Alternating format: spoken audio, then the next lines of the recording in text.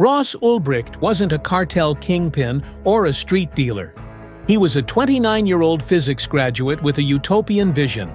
Picture this: a Texas kid raised on Ayn Rand and Bitcoin forums, convinced that governments had no right to control what people put in their bodies. In 2011, he launched Silk Road, a hidden website on the dark web where anyone could buy drugs, fake passports, or hacking tools, anonymously. He called himself Dread Pirate Roberts, a playful alias from The Princess Bride, but his mission was deadly serious: to create a free market beyond the reach of laws. Silk Road wasn't just a marketplace, it was a libertarian revolution. Buyers and sellers used Bitcoin, reviewed each other like eBay users, and even enforced ethics. Vendors got banned for selling fentanyl-laced products. Ulbricht saw himself as a digital Robin Hood, redistricting power from governments to individuals. By 2013, Silk Road had 1 million users and 200 million in sales. Ulbricht pocketed 13 million in Bitcoin fees, living a double life as a cafe-hopping programmer in San Francisco. But his empire had a fatal flaw. He'd accidentally used his real email in an early forum post.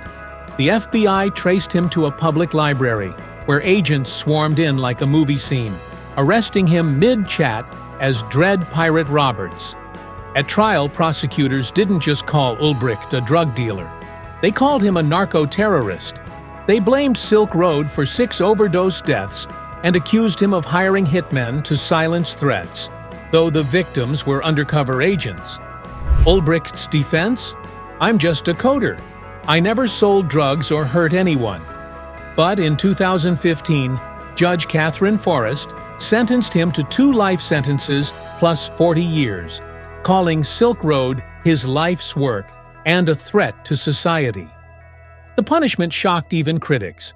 Compare this to El Chapo, the Sinaloa cartel boss who smuggled 500-plus tons of cocaine into the U.S. He got life without parole. Or the operator of Silk Road 2.0, who received 5 years probation. Why the disparity? Prosecutors argued Ulbricht's innovation made him dangerous. Silk Road normalized drug sales, they said, creating a blueprint for crime in the digital age. But libertarians saw a witch hunt. "He's a political prisoner," argued Edward Snowden. They made an example of him to scare the next tech genius. Fast forward to January 21, 2025. Donald Trump, freshly sworn in for his second term, drops a bombshell on Truth Social.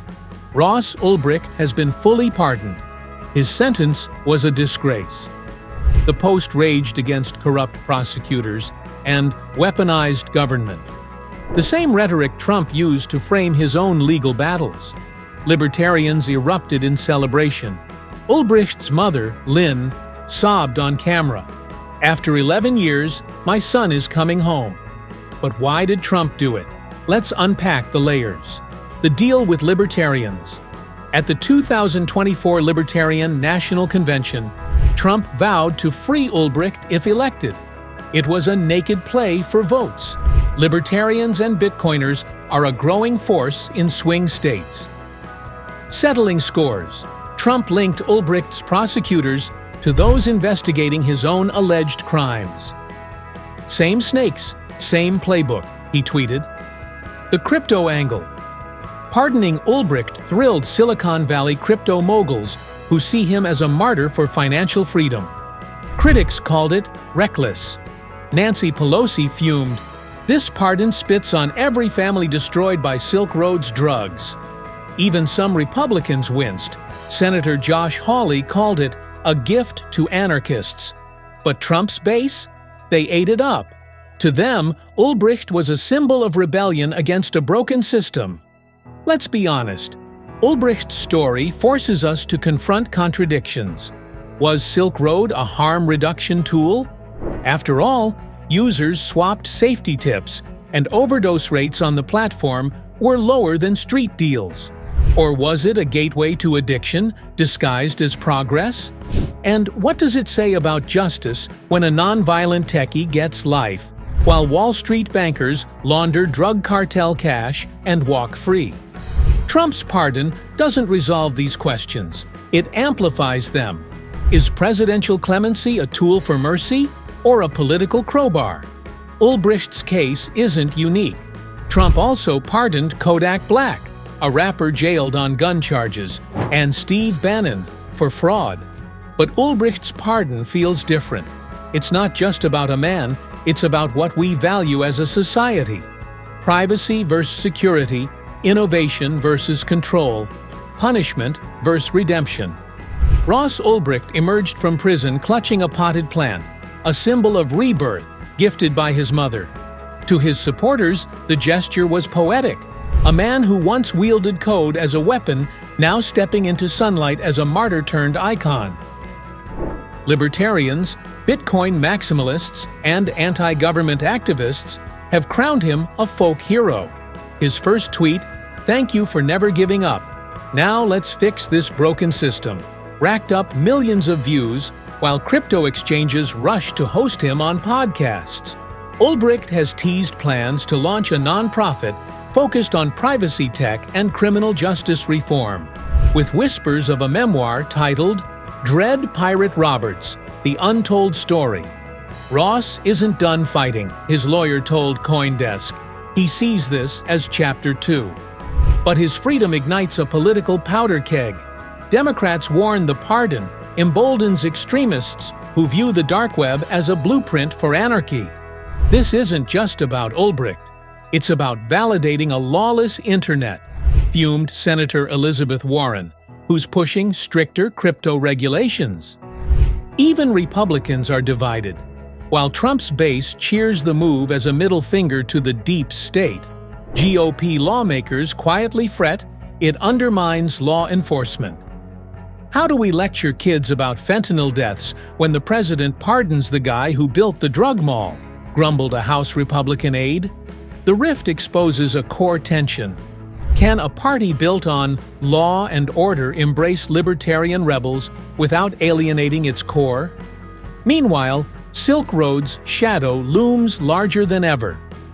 Dark web markets have ballooned into a $30+ billion annual industry, with platforms like Alphabet and Hansa adopting military-grade encryption and Monero payments to evade detection. Law enforcement wins, like the FBI's 2022 takedown of Hydra Market, a Russian-based narcotics hub, feel like whack-a-mole.